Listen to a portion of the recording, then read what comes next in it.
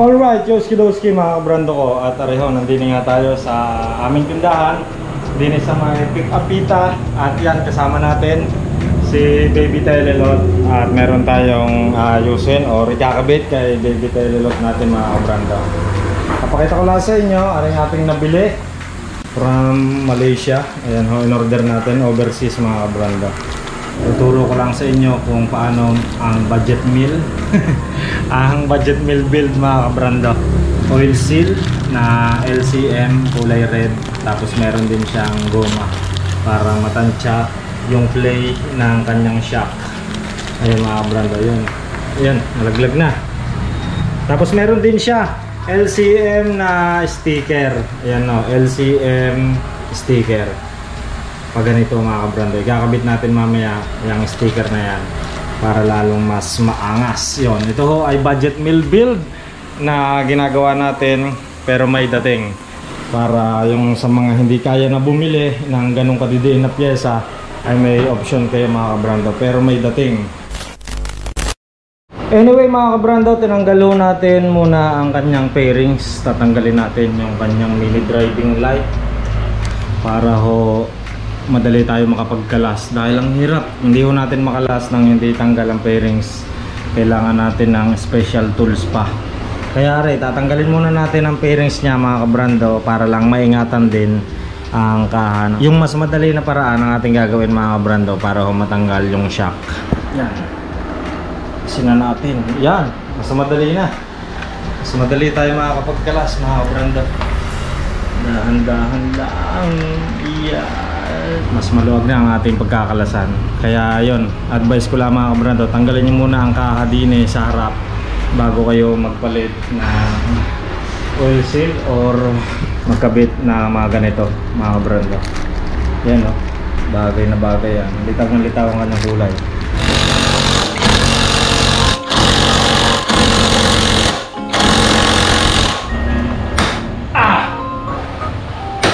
Yo!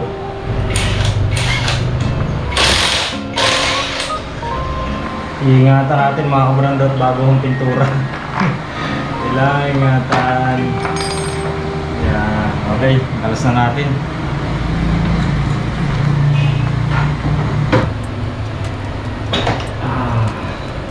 Hindi kaya ng ibang motor mga kabrando na hindi mo na kailangan tanggalin yung kaha niya sa una. Areho talaga yung kailangan tanggalin para din maingatan yung kaha na mabasag sa pagkalas-kalas natin.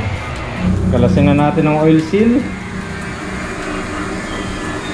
Kutsilyo, wala tayong proper tools pero pwede na siguro ang kutsilyo. Yan, umaangat naman siya. Yun no, simple lang ang pagkakalas at same naman sila. Tingnan natin maigi. Yun, yung butas. Yan, same lang. Iyon no, saktong-sakto ang kanyang oil seal. Iyon no, exactly. Tapos isunod na natin are ng lagaya. Nalaglag po. Lalagay natin din para alam natin yung play ng kanyang shock. Iyon. So dahil din sa o-ring mga kabrando, malalaman natin kung tumutukod or hindi, kung hanggang saan yung play ng kanyang shock. Kaya mas maganda meron na rin.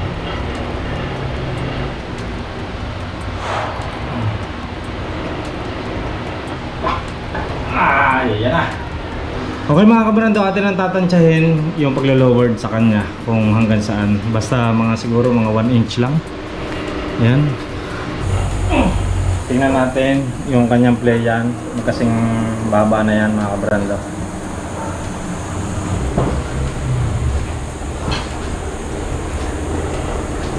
So hanggang din pala.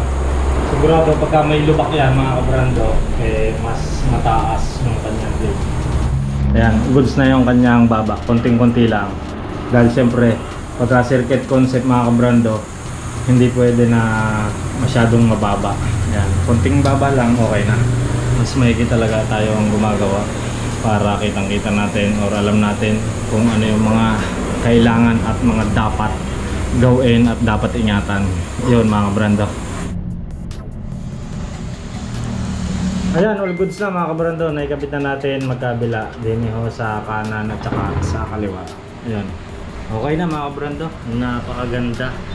Napaka-angas. Parang original. Ayan ho.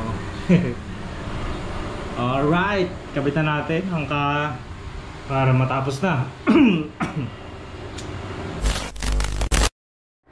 Alright mga kabrando, atin ang tetestingin yung kanyang suspension. Yan, naka LCM naman.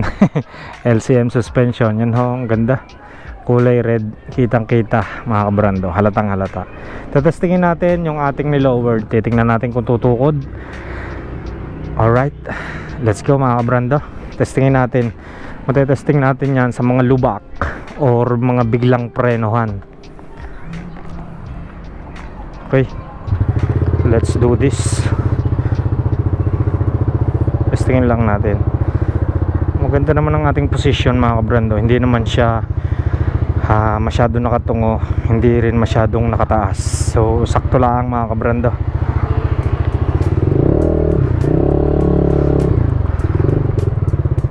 Testingin muna natin din sa medyo lubak din kung lalapat. Yan, yan, lubak, wala naman, hindi natin naramdaman. So testingin natin doon sa highway, dadaan natin sa lubak. Yan o, mga lubak-lubak yan. Uy, hindi.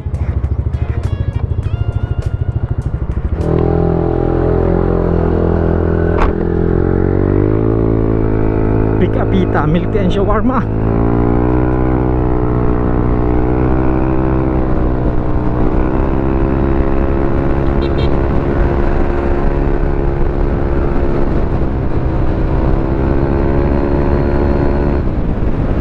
Dito.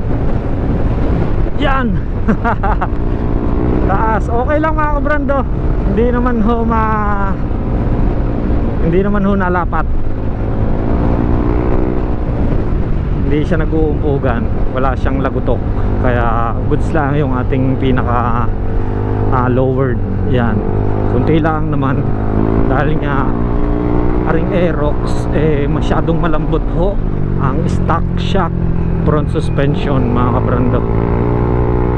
Masyadong malambot. All goods, pero bibisitahin pa rin natin. May indicator naman siya. Okay, testingin natin. Tumabi tayo din muna. Tingnan lang natin. Yan no, napakaganda ng view din mga kabrando. Napakasarap tumambay ho din lalo paghapon. Okay, tingnan lang natin yung kanyang indicator. Ayun. Muntikan ng dumulo. Ayan na ho mga kabrando.